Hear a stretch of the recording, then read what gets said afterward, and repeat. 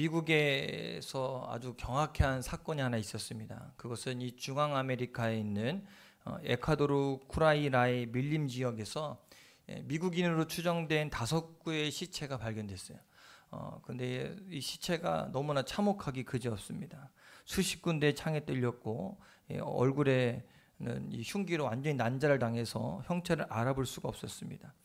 목과 팔이 다 달려진 채 강변 위에 아무렇게나 벌어져 있었어요. 그런데 이 사람들의 마음을 안타깝게 했던 이유는 이 5명의 신분 때문에 더 안타깝다 그래요. 사진 하나 보여주시겠습니까? 이 5명은 이렇게 있는데 이분들의 출신들이 뭐냐면 한 명은 휘튼대 수석 졸업사고 한 사람은 백만장자의 아들이고 또 어떤 사람은 5개 국어에 능통한 워싱턴대 언어학 박사고 또 한 사람은 매사추세츠 대학의 졸업자이고 또 예일대 출신의 대통령 경호원까지 있었습니다. 근데 왜 이들이 그 에콰도르에 가서 죽었을까? 나중에 알고 봤더니 이들이 선교사 지망생들이었어요. 그래서 에콰도르에 있는 와오라니 부족에 선교하려고 갔다가 거기서 이 와오라니 부족에게 죽임을 당한 것입니다.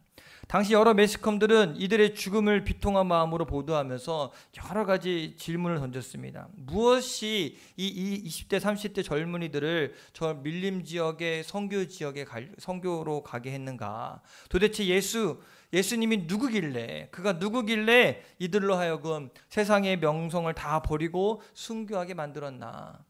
근데 그 중에 이 짐 엘리엇이라는 사람이, 가운데 있는 사람이 짐 엘리엇인데, 이 사람이 이런 말을 했어요. 영원한 것을 얻기 위해 영원하지 않은 것을 버리는 자는 결코 바보가 아니다.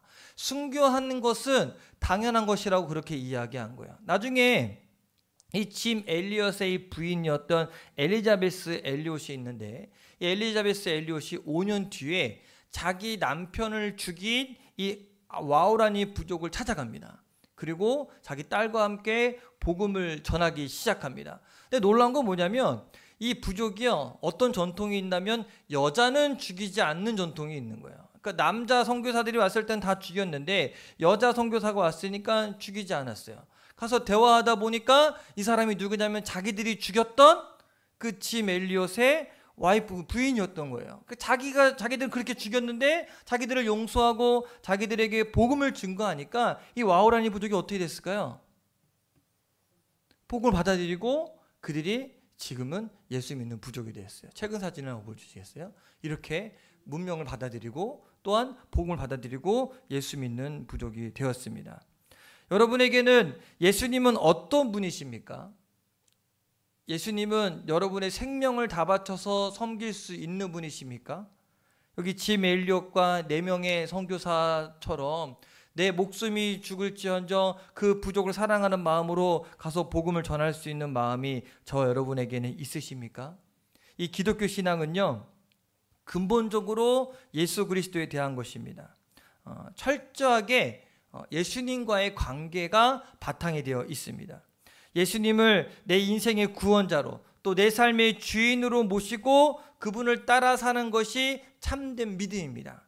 이 땅에서 잘되고 잘된 사람, 교회 열심히 다녔는데 세상적으로 성공해, 야 너 참 믿음 좋다, 이게 아니라 예수님과 얼마나 더 깊은 관계를 맺고 예수님을 더 얼마나 알아가느냐, 그분이 내 안에 있느냐 없느냐가 참된 믿음이 있느냐 없느냐를 판가름할 수 있는 기준이 된다는 겁니다. 지난주 히브리서 처음 공부할 때 같이 이제 은혜 나눌 때 제가 히브리서의 주제를 이야기했습니다. 혹시 기억하십니까? 제가 지난주에도 얘기했죠. 어제 일도 기억 안 나는데 일주일 전 거를 물어보신다면 여러분은 답을 알고 있어요. 따라 한번 해봅시다. 예수님이 최고입니다. 알고 있었죠? 히브리서 주제가 뭐라고요? 예수님이 최고입니다요. 우리 그래서 이 히브리서 이 강의가 다 끝나고 나면 우리 하나는 기억합시다. 히브리서의 주제가 뭐다? 예수님이 최고입니다. 쉽죠? 쉬워요? 쉬워요? 쉬워요. 예수님이 최고예요. 우리 인생에서 꼭 만나고 꼭 붙잡아야 할 최고의 가치가 바로 예수님이라는 겁니다. 그래서 히브리서는 우리가 믿는 예수님이 누구고 또 왜 그분이 우리 인생의 최고인지를 증언하기 위해 기록한 책입니다. 특히 히브리서가 기록될 당시에 온갖 박해를 당하면서 그들이 이 유대인, 특히 유대인 그리스도인들이 우리가 잘못 믿는 거 아닌가? 정말 예수님이 그리스도가 맞는가라는 고민 때문에 갈팡질팡하고 있었어요. 히브리서는 그들에게 우리가 믿는 예수 그리스도가 어떤 분인지에 대해서 아주 자세하고 조직적으로 설명하고 있습니다. 그래서 지난주에 다 기억하고 계시겠지만 예수님이 누구보다 뛰어나다고 이야기했냐면 선지자보다 뛰어나다라고 이야기했어요. 처음 듣는 얘기예요? 얘기했어요. 선지자보다 뛰어나다라고 얘기했어요. 그럼 오늘은 누구보다 뛰어나다고 이야기할까요? 천사들보다 우월하다라고 이야기를 합니다. 유대인들의 종교와 사상에 있어서 천사가 차지하는 비중은 굉장히 큽니다. 하나님은 선지자를 통해서 말씀하셨는데 그 선지자들에게 하나님의 말씀을 전해주는 것은 누가 있을까요? 천사가 있어요. 그래서 성경을 보면 천사에 대한 이야기가 굉장히 많이 나옵니다. 구약뿐만 아니라 신약에서도 나옵니다. 또 우리 마태복음 우리 시작할 때 나오잖아요. 천사가 기쁜 소식 갖고 왔다. 목자들에게 가서 이야기하잖아요. 누가에게? 천사가 나와요. 그래서 보통 천주교나 이런 데 가면은 꼭 뭐가 있어요. 날개 핀 이렇게 착 하고 또 성화 같은 데 보면 날개 쫙 핀 천사들 그림 많이 나오잖아요. 또 어떤 주석가가 한번 세봤나 봐요. 성경에 천사 이야기가 몇 번 나오나. 몇 번 나올 것 같으세요? 1번 100번, 2번 200번, 3번 300번. 300번 이상 나온대요. 신학자들은 그런 걸 세보나 봐요. 300번 이상 나올 정도로 이 유대인들은 천사들에 대한 이 존경심과 함께 하나님이 지으신 피조물 중에 가장 높은 존재로 여겼어요. 때로는 천사와 하나님과 동등되게도 생각했습니다. 성경을 한번 읽어보면 사사기서 6장에 보면 기드온이 처음 하나님으로부터 소명을 받을 때 여호와의 사자 곧 천사를 만나는 장면이 나옵니다. 그때 여호와의 사자 천사가 나타나서 기드온에게 이렇게 이야기해요. 같이 한번 읽어볼까요? 시작. 여호와의 사자가 기드온에게 나타나 이르되 큰 용사여 여호와께서 너와 함께 계시도다. 자, 누구라고 얘기해요? 여호와의 사자. 누구예요? 천사죠, 천사. 근데 성경에 보니까 곧 이어서 사사기 6장 14절에 이렇게 표현합니다. 같이 한번 읽어볼까요? 시작. 여호와께서 그를 향하여 이르시되 너는 가서 이 너의 함으로 이스라엘을 미디안의 손에서 구원하라. 내가 너를 보낸 것이 아니냐 하시니라. 자, 방금 전에 보면 누구라 그랬어요? 여호와의 사자. 근데 뒤에 뭐라고 이야기해요? 여호와께서. 그러면 천사가 퇴장하고 여호와가 딱 등장했을까요? 아니요. 천사가 계속 말하고 있는 건데 뭐라고 표현하냐면 천사를 누구와 동등하게 지금 여깁니까? 왜? 하나님의 말씀을 대언하는 자니까 천사가 곧 하나님이라는 생각을 갖고 있다는 겁니다. 구약의 유대인들이 천사들을 하나님의 버금갈 만큼 아주 중요한 존재로 여겼다는 것을 알 수가 있습니다. 어떤 학자에 의하면 유대인들 중에서는 천사를 숭배하는 자도 있었고 또 심지어 예수님을 천사 중에 하나가 아니냐라고 얘기하는 사람도 있다고 합니다. 그래서 이 중세시대의 예술작품이나 그림이나 글에나 누가 꼭 등장하냐면 천사가 많이 등장합니다. 뭔가 화려한 옷을 입고 외적인 아름다움을 지닌 천사들이 당시 사람들에게 관심을 더 많이 끌었던 것 같습니다. 근데 종교개혁을 한 다음부터 천사가 쏙 빠집니다. 왜 그럴까요? 천사는 중요하지 않아요. 오직 예수 그리스도만이 우리에게 구원을 주기 때문에.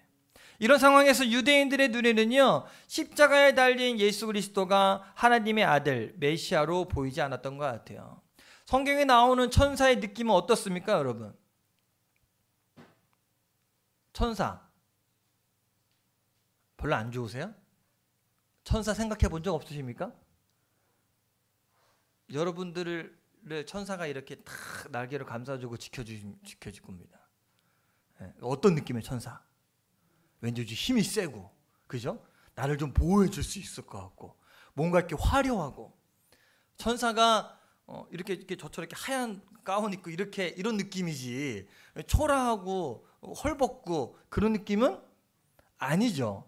그런데 봐봐요. 예수님이 이 땅에 오셨는데 어떤 모습으로 오셨습니까? 말구에 태어나셨어요.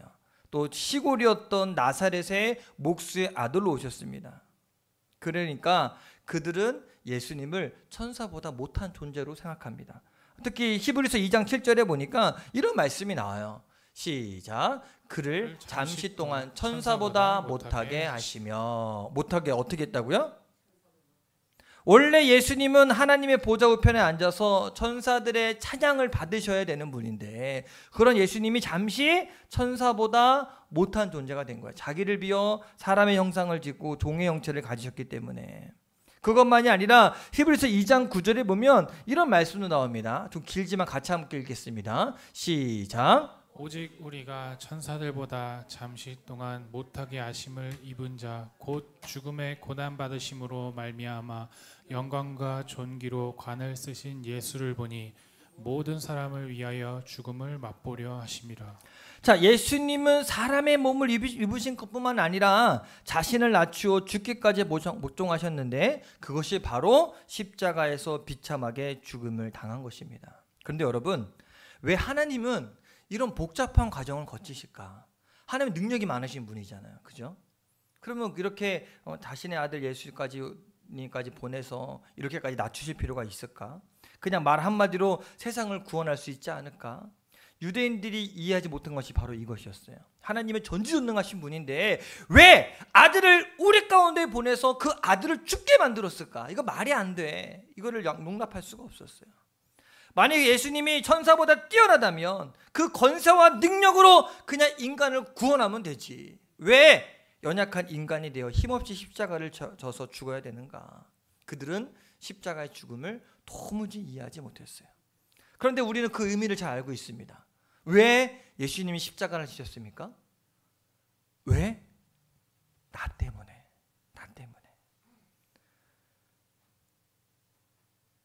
저와 여러분들을 구원하기 위해 우리 죄 때문에 마치 속죄의 제물을 드려졌던 어린 양처럼 예수님은 우리 죄를 담당하시고 마치 당신이 죄인인 것처럼 우리 죄를 대신 지시고 피 흘려 죽으셨습니다.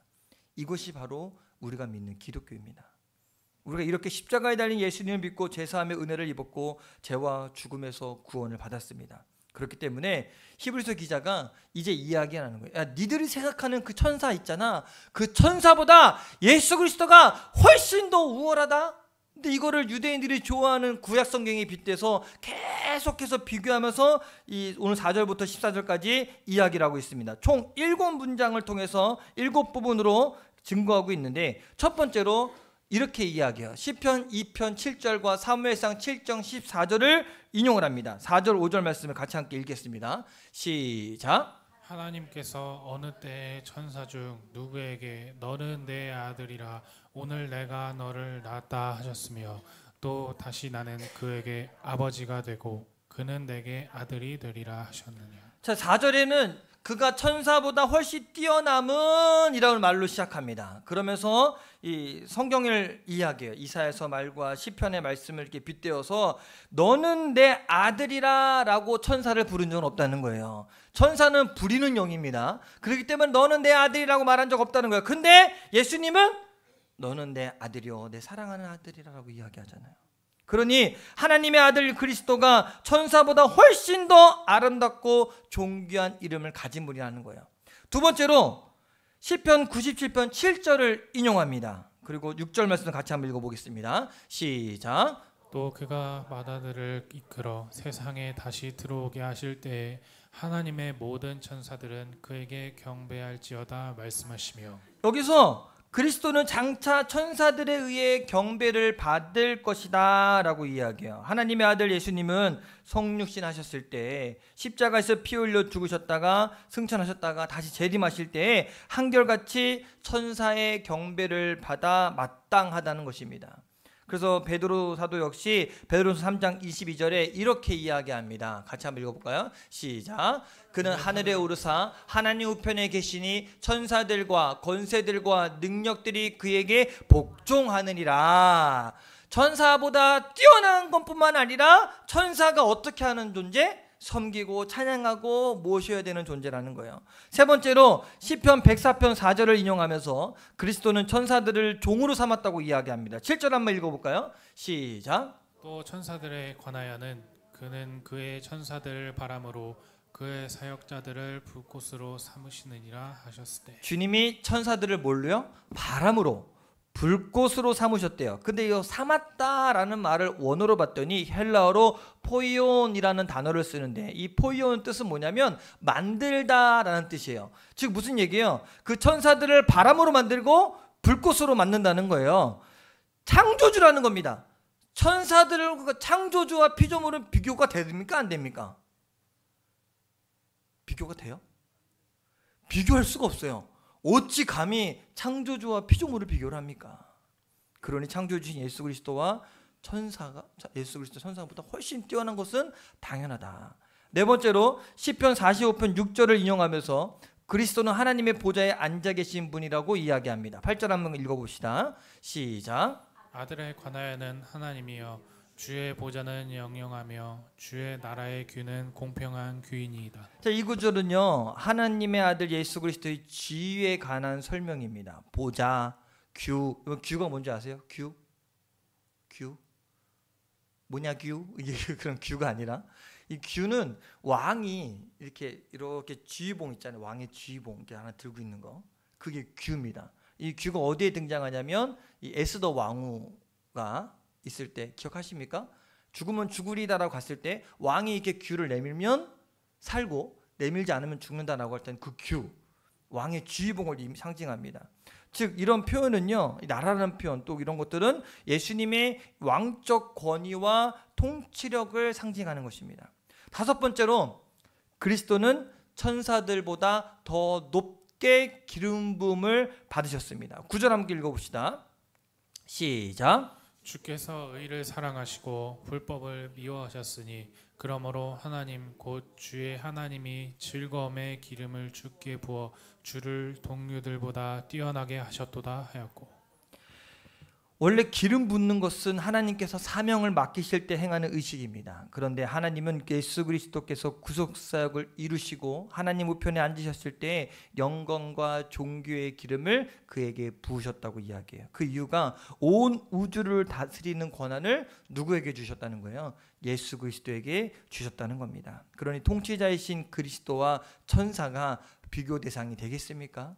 비교할 수 없습니다. 여섯 번째로 시편 102편 25절을 인용하면서 그리스도는 우주를 창조하신 창조자고 변하지 않으시는 영원하신 분이라고 이야기를 합니다. 자, 10절하고 12절 한번 같이 한번 읽어봅시다. 좀 길지만 함께 봉독하겠습니다. 시작. 또 주여 태초에 주께서 땅의 기초를 두셨으며 하늘도 주의 손으로 지으신 바라. 그것들은 멸망할 것이나 오직 주는 영존할 것이요 그것들은 다 옷과 같이 낡아지리니 의복처럼 갈아입을 것이요 그것들은 옷과 같이 변할 것이나 주는 여전하여 연대가 다함이 없으리라 하였으나. 이 말씀은요 창조주이신 그리스도는 영원히 계신다는 겁니다. 하나님이 만드신 이 세상은 언젠가는 없어집니다. 지금 석유도 없어지고 있잖아요. 없어지는 것들이 많아요. 이 세상도 언젠가는 없어질 겁니다. 그런데 우리 주님은 영원하신답니다. 마지막 일곱 번째, 그렇기 때문에 그리스도는 천사들보다 더 높은 존귀의 자리를 차지합니다. 13절 14절 말씀을 같이 한번 읽어봅시다. 시작. 어느 때 천사 중 누구에게 내가 내 원수로 내 발등상이 되게 하기까지 너는 내 우편에 앉아 있으라 하셨느냐. 모든 천사들은 섬기는 영으로서 구원받을 상속자들을 위하여 섬기라고 보내심이 아니냐. 여기 나오는 내 우편에 앉은다라는 말은 그리스도의 왕권을 나타내는 것입니다. 반면에 천사들은 모든 구원의 상속자가 될 사람들을 어떻게 하라고 보냈다? 섬기도록 보내심을 받은 영에 불과하다는 겁니다. 그런데 여러분, 우리 14절 말씀을 좀 주목할 필요성이 있습니다. 여기에 천사들은 뭐다? 섬기는 영이다. 누구를? 나르라고 안 나와요. 거기 뭐라고 성경에 나온 대로 합시다. 누구를 섬기라고요? 그치. 다시 말씀 보여주실래요? 뒤에. 자, 누구를요? 구원받을 상속자. 누구예요 그게? 그게 누구예요? 나지, 나. 우리. 이 천사들은요 예수님과 비교 대상이 될 수가 없어요. 그리고 그 천사들은 심지어 자격 없는 우리, 앞으로 구원받을 상속자, 우리를 섬기라고 보내준 영입니다. 놀랍지 않습니까? 우리를 지키고 섬기라고 천사를 보내줍니다. 그래서 성경에 보면요, 실제로 다니엘이 사자굴에 갇혔을 때 사자들의 입을 틀어막은 게 누구예요? 천사. 그죠? 다니엘의 세 친구가 그 안에 불구덩이에 들어갔을 때 지켜준 것도 천사. 또 베드로가 옥에 갇혔을 때도 누가 풀어줍니까? 천사. 천사들은 이렇게 하나님께서 우리를 섬기라고 보내신 섬기는 영입니다. 문제는 사람들 눈에 인간으로 오신 예수님보다 이런 천사들이 더 화려하고 더 능력 있는 존재로 보여질 수 있다는 겁니다. 하나님의 말씀을 전하고 신비로운 방법으로 나타나서 놀라운 기적을 일으킬 때 우리는 그런 천사들의 매력에 빠질 수밖에 없습니다. 깜짝 놀랄 수밖에 없어요. 그러나 여러분, 분명히 알아야 될 것은 하나님은 우리를 섬기라고 천사를 보낸 것과는 비교가 되지 않는 더 기가 막힐 일을 우리에게 행하셨습니다. 그게 바로 뭐냐면 우리에게 아예 하나님, 보혜사 성령님을 보내주시겠다고 약속하신 겁니다. 예수님 이렇게 말씀하셨어요. 내가 아버지께 구하겠으니 그가 또 다른 보혜사를 너희에게 주사 영원토록 너희와 함께 있게 하리라. 섬기는 영인 천사와는 비교할 수 없는 성령, 하나님의 영이 직접 우리 안에 오셔서 영원토록 함께 계신다는 거예요. 직접 성령 받는 게 좋아요? 천사가 지켜주는 게 좋아요? 그렇죠. 여러분, 이 예수님께서 성령으로 우리 안에 함께 계신다는 것 우리 지금 당연한 겁니다. 그죠? 예, 그런데 히브리서가 기록될 당시에는 엄청난 이야기였습니다. 창조주 하나님이 자격 없고 모자란 우리 인간 안에 들어온다? 이건 정말 깜짝 놀랄 일입니다. 그리고 우리를 자녀 삼아 주셨다? 우리가 하나님을 아빠라고 부를 수 있다? 말도 안 되는 이야기라는 거예요. 그런데 그런 축복을 우리에게 주셨다는 거예요. 그리고 갈라디아서 4장 6절에 이렇게 이야기하잖아요. 시작. 너희가 아들이므로 하나님이 그 아들의 영을 우리 마음 가운데 보내사 아빠 아버지라 부르게 하셨느니라. 이게 얼마나 감사한 일입니까? 하나님은 누구다? 아버지. 우리 아빠 아버지. 아버지는 무서운 존재가 아니라 내가 원하는 것을 구하면 들어주시고 내 필요를 채워주시고 나와 함께 계시는 분, 언제나 나를 지켜주시는 분, 보혜사, 나를 위해 변론해 주시고 나를 지켜주는 분, 그분이 바로 우리 하나님이시라는 겁니다. 천사가 아무리 기적을 일으켜도 우리 안에 임할 수는 없습니다. 그러나 우리 주님 그리스도는 성령으로 우리 안에 임하셨습니다.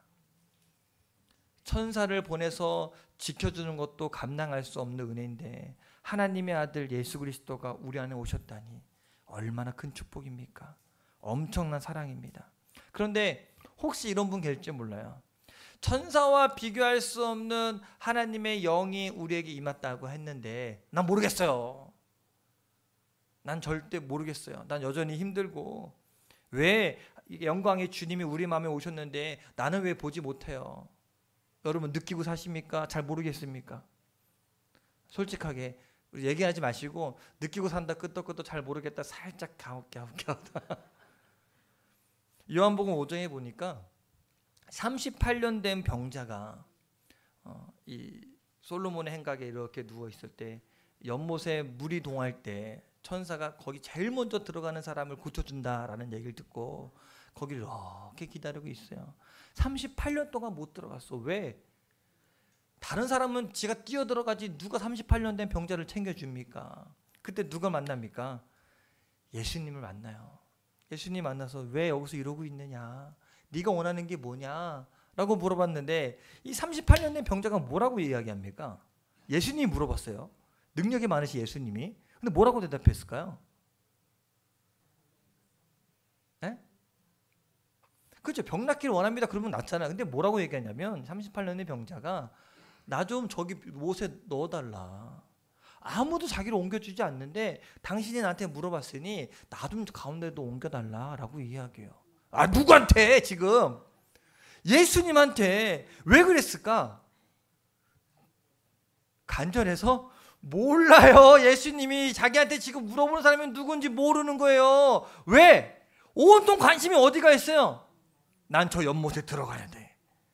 병 낫는 건 둘째치고 저 연못에 들어가야 내 병이 낫는 거야. 온통 관심이 거기 있으니까 예수님이 찾아와서 만나주시고 직접 물어봐 주셨는데 예수님 앞에 병 낫기를 구하는 것이 아니라 연못에 들어가기를 원했다는 겁니다. 참 기가 막힌 문제예요. 여러분, 주님만 만나면 어떤 질병도 어떤 삶의 고통과 슬픔도 문제되지 않는데, 주님 만나는 것이 답이고 가장 큰 행복인데 그걸 깨닫지 못한다면 아무 소용이 없다는 겁니다. 그런데 우리가 그런 주님을 놓치고 자꾸 천사를 붙잡고 세상 욕망에 붙잡으려고 한다는 건 우리의 눈이 가려져 있기 때문에 그래요. 다른 말로 표현한다면 우리 자아가 너무 강하게 살아있기 때문에 그렇습니다. 어떤 사람은 그래요. 주님, 내가 연약해서. 아니요, 너무 강해서 그래. 내 자아가 아직 살아있기 때문에 예수님의 영광도 가려질 정도로 우리 자아가 아주 강합니다. 우리 고집, 우리 주장, 우리 생각이 너무 강해서 도무지 주님이 보이지 않을 때가 많이 있습니다. 어저께 우리 하윤이가 이 손가락이 뒤었어요. 왜 뒤었냐면 이 하영이하고 하준이가 탕후루를 만들어요. 여러분, 탕후루가 뭔지 아세요? 잘 모르죠? 과일이나 이런 데에 설탕을 녹여서 설탕 시럽 만들어서 설탕 시럽을 입혀요. 그러면 설탕이 딱딱하게 굳잖아요. 그럼 그걸 과자처럼 먹는 거예요. 아주 이빨 썩는데 주범인데, 이게 문제가 뭐냐면 설탕을 데피잖아요. 어떻게 될까요? 무지하게 뜨거워요. 잘 식지도 않아요. 근데 이것 때문에 화상을 입고 병원 가는 애들이 무지하게 많대요. 그래서 하영이가는 좀 얌전하게 잘하니까 내가 그래도 하지 말라고 얘기했어. 집에서 하지 말아라. 위험하니까. 근데 하준이가 너무 하고 해보고 싶은 거야. 왜? 누나가 하니까 잘하거든요. 그러니까 자기도 할 수 있을 것 같아. 근데 자기가 할 수 있는데 했는데 자기는 했어. 그 옆에서 7살짜리 꼬맹이가 어때요? 어떻게 됐을까? 결론 제가 얘기했잖아요. 뒤였어요. 이렇게 큰 수포가 잡혀. 그만한 게 다행이지. 이게 쏟아져서 손에 묻었으면 설탕이라 붙으면은 이게 엄청난 큰 화상으로 번집니다. 이게요, 애들이 약해? 아니요, 강한 거예요. 내 고집이 강한 겁니다. 그 주장이 강한 거예요. 그 생각이 너무 강해서 뭐가 잘못되고 뭐가 하지 말아야 되고 뭐가 해야 되는지를 구별할 수가 없는 겁니다. 근데 이걸 우리한테 갖고 와서 우리가 신앙생활할 때 내가 살아있고 내 생각이 아주 강하다면 기어이 이건 하고 말아야 돼. 이건 꼭 하고 말아야 돼. 하나님 뜻이 아니더라도 이거는 꼭 해야 돼. 그러면 기도할 때 뭐라고 기도해요? 하나님의 뜻을 구하는 것이 아니라 이거 하게 해주세요. 연못에 들어가게 해주세요. 잘못된 기도를 하고 있다는 거예요. 진짜 구해야 될 것은 누군데? 우리 주님인데. 그래서 나는 죽고 예수로 사는 인생이 분명한 삶을 사는 저와 여러분 되기를 간절히 바랍니다. 지금은 고인이 되신 한신교회 이중표 목사님이 계십니다. 이분에 대한 이야기가 있는데 사진 한번 보여주시겠어요? 이중표 목사님은 평생 이 별세의 은혜와 별세의 신앙을 가지십시오라는 말을 해요. 이게 뭘까요? 별세. 별세가 뭐예요? 죽는 거. 죽음의 신앙. 항상 죽음을 준비하고 이 죽음의 신앙을 가져라라고 이야기해요. 이중표 목사님이 한 번은 자신에게 능력이 부족하다는 것을 깨달았답니다. 그래서 기도했대. 하나님, 저에게 능력을 주옵소서. 저에게 능력을 주옵소서. 아주 간절히 기도했대요. 그런데 어느 날 주님 응답해 주셨어요. 어떤 능력을 주면 좋겠니? 근데 그때 당시에 항상 이 신유 은사자들, 병 고치는 은사자가 막 유명세를 떨 때가 있었어요. 하나님, 저도 그 사람처럼 좀 병을 낫게 해주고 싶습니다. 저에게 병을 낫게 할 수 있는 신유의 은사를 주십시오. 그럴 때 주님께서 이렇게 말씀하셨대요. 야, 너 그 능력 받으면 날마다 병든 자고 살아야 돼. 맨날 고름 짜내야 되고 잠도 제대로 못 자고 밥을 먹을 시간이 없어서 또 차에서 그냥 끼니 때워야 되고 또 삶이 엄청 피폐해질 거야. 그래도 받을래? 근데 목사님 가만히 생각해 보니까 이거 아닌데. 그래서 목사님, 하나님 아니요, 안 받을게요. 그랬대요. 그리고 나서 다시 이제 기도할 때 그러면 주님, 내가 설교라도 잘하는 자가 되게 해주세요. 그러고 기도했대요. 근데 설교도 그저 하는 것이 아니라는 것을 또 깨닫게 되었대요. 그래서 이제는 기도를 바꾸어서 이렇게 기도했다고 합니다. 주님, 내가 예수님을 더 깊이 알게 해주세요. 예수님을 더 잘 알게 해주세요. 그렇게 기도했다고 합니다. 그리고 평생 나는 죽음 앞에 서야 한다. 그래서 별세 신앙을 강조했다고 합니다. 여러분은 어떤 기도를 하고 계십니까? 예수님을 더 깊이 알기 위해 기도하십니까? 아니면 정말 눈에 보이는 천사를 구하는, 눈에 보이는 현상만을 구하는, 내 것 문제 해결되기 위한 것만을 구하는 여러분 신앙을 갖고 계십니까? 바라기는 이제는 내 안에 계신 예수님을 더 알고 구하는 자가 되기를 간절히 축원합니다. 우리에게는 예수님이 필요합니다. 우리가 찾는 대상은 예수님 그 자체, 그분만이 되어야 됩니다. 그 외에 부수적인 것이 우리의 목적이 되면 안 됩니다. 그분으로 인해서 우리가 복된 삶을 살 수가 있기 때문에 더 그렇습니다. 그러므로 누가 뭐라고 해도 오늘 저와 여러분 천사보다 우월하신 예수 그리스도를 찾고 구하는 저와 여러분 되기를 주님의 이름으로 간절히 축원합니다. 오늘 성만찬 예식을 함께 합니다. 성찬 예식을 할 때 우리가 떡을 나누고 또 잔을 마십니다. 이거 하는 의미는 그분을 내 안에 모시겠다는 다짐이 있어요.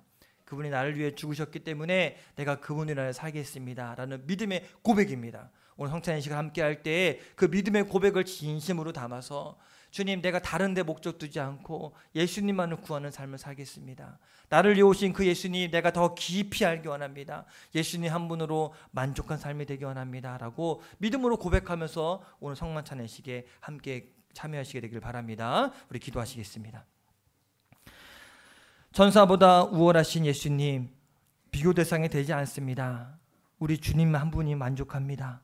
때로는 그러나 세상 가운데 살면서 세상이 더 커 보일 때도 있었고 다른 현상들이 더 커 보일 때가 있어서 표적과 기사를 구할 때도 있었고 주님 잘못된 것들을 구할 때도 있었습니다. 이제는 우리가 더 예수님을 깊이 알기 원합니다. 오직 예수님만을 구하는 자가 되기 원합니다. 내 안에 있는 이 잘못된 자아들이 죽어 없어지고 예수님만이 살 수 있는 귀한 믿음의 자녀가 될 수 있도록 인도하여 주옵소서. 성찬 예식에 참여할 때 그 예수님을 떡과 포도주로 인하여서 나를 위해 죽으셨던 그 예수님을 내 마음에 모시고 진정 함께 살아갈 수 있는 믿음을 가질 수 있는 이 성만찬이 될 수 있도록 또한 인도하여 주옵소서. 사랑하신 예수님의 이름으로 기도합니다. 아멘.